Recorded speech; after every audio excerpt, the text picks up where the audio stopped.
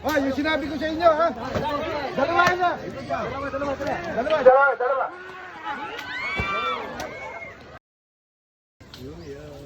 Mga kabukid, panoorin po natin o saksihan natin yung yung panata tuwing Semana Santa. Dito po sa kubol na to, nandiyan po yung gumaganap na Kristo, si Apong Edgar. So marami pong naghihintay sa kanya. Ito yung mga tao na naghihintay, nag-aabang sa kanya, mga kabukid. Kasi po, pag pumutok na, yun na po yung hudyat na huhulihin na si Kristo. Yung gumaganap na Kristo, si Apong Edgar. Andiyan po sila sa loob, sa kubol. Hindi po lahat pwedeng pumasok dyan, limitado lang po.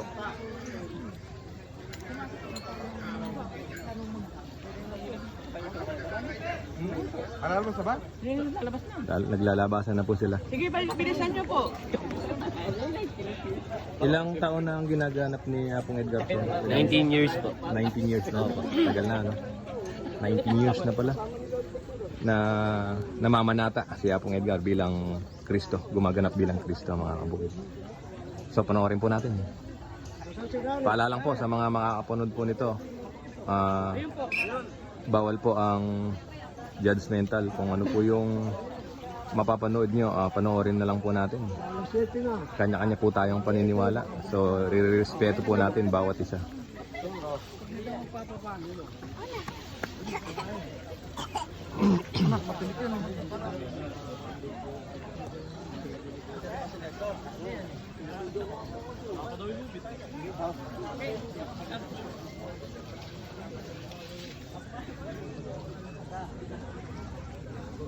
Kompleto po lahat ng mga gumaganap. May Hudyo, may Apostoles.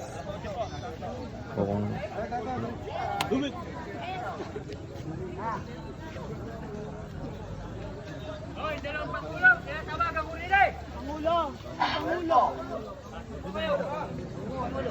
sobrang dami po ng tao na nag-aabang po dito. Hanggang dun sa dulo. Puno po yung tao dyan. Hanggang dito.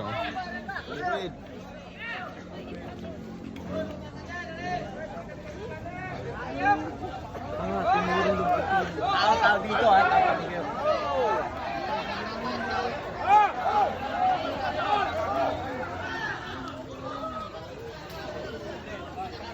Kasama ka ba sa namamanata?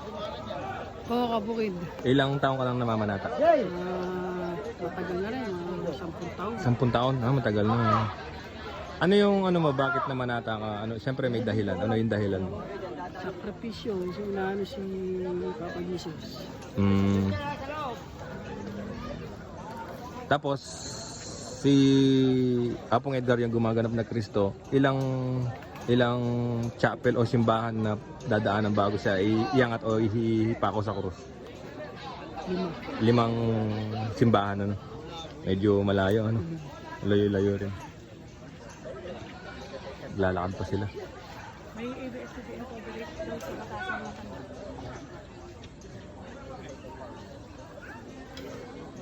na Go! Go! Ayan mga kabukid, saksihan po natin. Ito, panoorin natin pagka pumutok na yun, hudyat na po, nahuhuli Kristo. Ayan na yung mga hudyo, mga kabukid, darating. Andito yung kubol ni Kristo. Hawil na tao! Huwag kapipito! Isa pa, hawil na tao! Yung kubol ni Kristo, yung gumaganap na Kristo, si Apong Edgar, mga kabukid.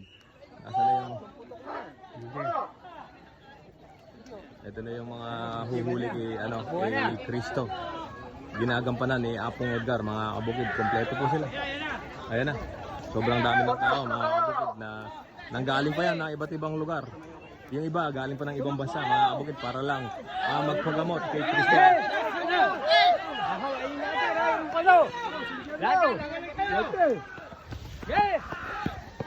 Ayan na yung huhuli kay Kristo.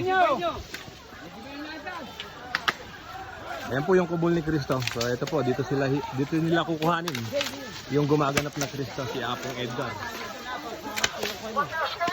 Yan, sinira yung kubol, mga kabukid. Dito, Jay, di mo makikita. Nandiyan ka pa na, kanina ka pa namin nahanap. Sige, labas na rito yan. Ilayo na yung kanyang halaga. Ano palalabasin ang kanyang mga alagat?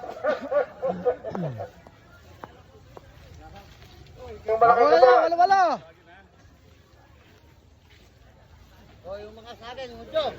Wala. Saging ah. Kita na ka sa sagay, hoy! Yung mga hudyo! Sige, parusahan nyo yan.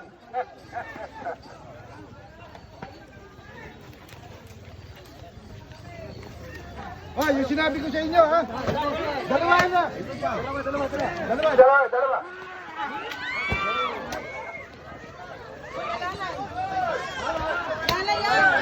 Dalawa. Dalawahan. Walang bibitaw.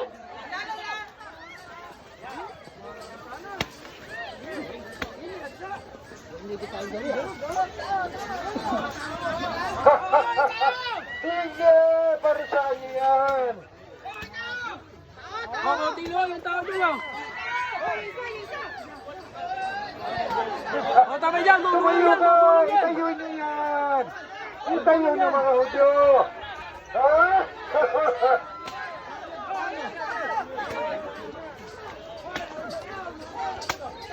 Sige! Karat ka rin yan! O, mauna na yung mga tao, mauna na yung mga tao.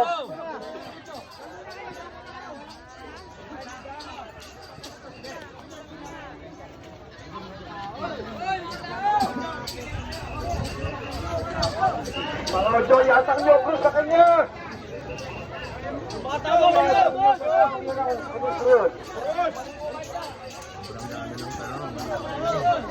Ayan, di na tayo nakasingit. Ipasay nyo sa kanya! So, dadali na siya sa ano, sa simbahan, mga kabukid. Limang simbahan ang dadaanan nila bago isabit sa krus. Huwag mo nang sisigay po kayo. Oy! Mauna na yung mga tao, mauna na. Yung mga tao, mauna na! Papasara ng krus, mga kabukid.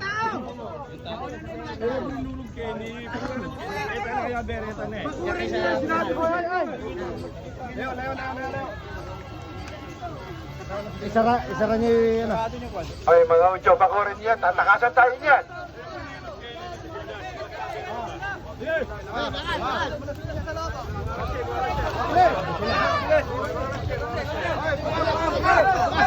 Sobrang dami ng tao na umaabang kay Kristo, mga kabukid. Bilis, bilis!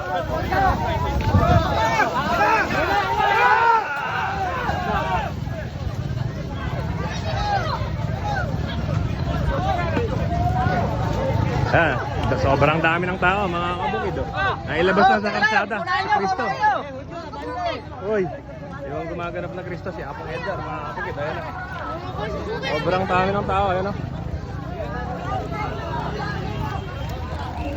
Limang simbahan ang dadaanan nila bago nila iangat ang limang simbahan, mga kabukid. Limang barangay. Lalakad sila sa sobrang layo.